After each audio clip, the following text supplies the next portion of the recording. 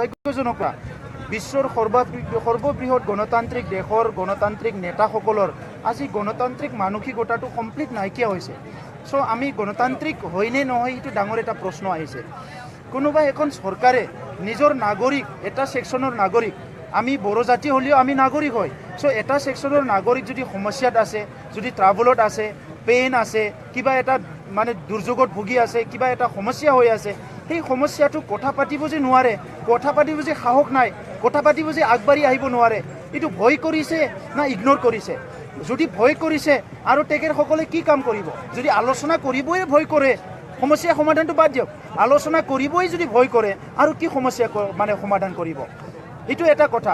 আৰু আনপিনেদি ইগন'ৰ কৰিছে যদি, তেনেহ'লে গণতান্ত্ৰিক মনোভাৱ আৰু মানসিকতা ক'ত থাকিল? চৰকাৰী ধৰ্মত গণতান্ত্ৰিকতাটো ক'ত থাকিল? সেইটো এটা প্ৰশ্ন আহিছে। গতিকে আমি কি কৈছিলোঁ যে আলোচনাৰ মাধ্যমেৰে সমস্যাৰ সমাধান কৰক, এইটো আমাৰ শ্লোগান নাছিলে, এইটো চৰকাৰী শ্লোগান। যেতিয়া বড়োলেণ্ড অঞ্চল মানে সমস্যা ভাইলেণ্ট অৱস্থাত আছিলে, যেতিয়া উত্তপ্ত পৰিস্থিতিত আছিলে, বিভিন্ন উগ্ৰপন্থী সমস্যা হৈ আছিলে, সেই সময়ত চৰকাৰে ক'লে আলোচনাৰ মাজলৈ আহক, আলোচনাৰ মাজলৈ আহক, আলোচনা কৰি সমস্যা সমাধান কৰক। আজি সকলো আলোচনাৰ কাৰণে বাট চাই আছে, কিন্তু চৰকাৰী পক্ষৰ আলোচনা কৰিবলৈ সময় নাই। 365 দিনে ইমান ব্যস্ত নে?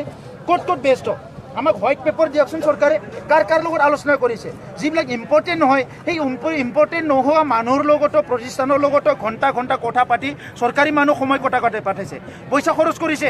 কিন্তু আজি যিসকল জাতি জনগোষ্ঠী, যিসকলে নেকি সমাজখন গঢ়ি আছে, সমাজখন ধৰি ৰাখিছে, দেশখন ধৰি ৰাখিছে, সমাজ গঢ়াত যিসকলৰ দায়িত্ব মানে এটা বহন কৰি আহিছে, সেই মানুহবিলাকৰ অস্তিত্ব ৰক্ষাৰ কাৰণে, পৰিচয় ৰক্ষাৰ কাৰণে সময় নাই চৰকাৰৰ। ইয়াতকৈ দুৰ্ভাগ্যজনক কথা কি আছে? আজি কথাটো চাওক যে বড়োসকলে কি বিচাৰিছে? ভূমিৰ নিৰাপত্তা। আজি এই বড়োসকলৰ ট্ৰাইবেলসকলৰ ভূমিৰ নিৰাপত্তা চৰকাৰে দিব পাৰিছেনে? জাতি মাটিৰ ভেটি ক'লে কোনটো জাতিৰ লগত চৰকাৰৰ ভাল মানে ৰিলেশ্যন আছে? কওক, কোনটো জাতিৰ লগত ভাল ৰিলেশ্যন আছে? কোনটো জাতিটো ইমান তেখেতসকলে চোৱা চিতা কৰি আগবাঢ়ি লৈ গৈছে? মাটিৰ কথা কৈছে, কোনডোখৰ মাটি ছেভ হৈ আছে, কোনডোখৰ মাটি অসমৰ ছেভ হৈ আছে? আমাক উত্তৰ দিয়ক। ভেটিৰ কথা কৈছে, কাৰ ভেটি ঠিকে আছে? না বড়োৰ ভেটি ঠিকে আছে, না তিৱাৰ ভেটি ঠিকে আছে, না আহোমৰ ভেটি ঠিকে আছে? কাৰ ভেটি ঠিকে আছে আজি কওক চৰকাৰে?